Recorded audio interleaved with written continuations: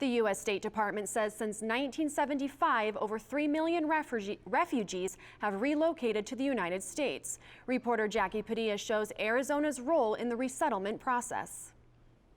Arizona refugees represent war-torn countries of any given time period, from Bosnia in the 1990s to Iraq in the last decade.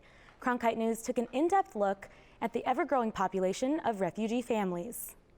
I'm not like alien. I am not somebody who is just from another world. I'm a human being. A human being who spent time in 6 different concentration camps in Bosnia. Dr. Assad Boscailo remembers his journey as a refugee. I was an angry guy from concentration camp. I didn't really think what is United States going to offer to me.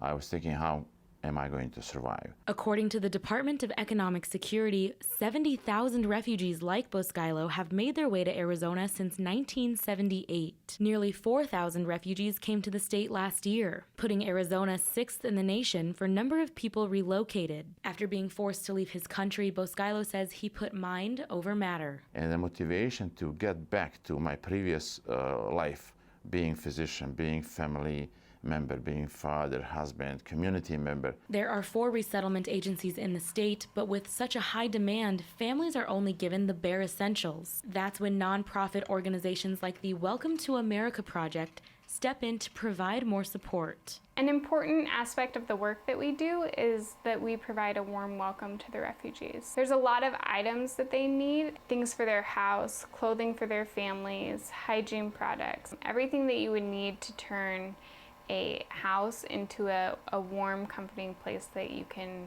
really call home. This family fled from dangerous political conflicts 15 years ago in the Democratic Republic of the Congo. Now they're settling into their new home right here in the valley with help from volunteers.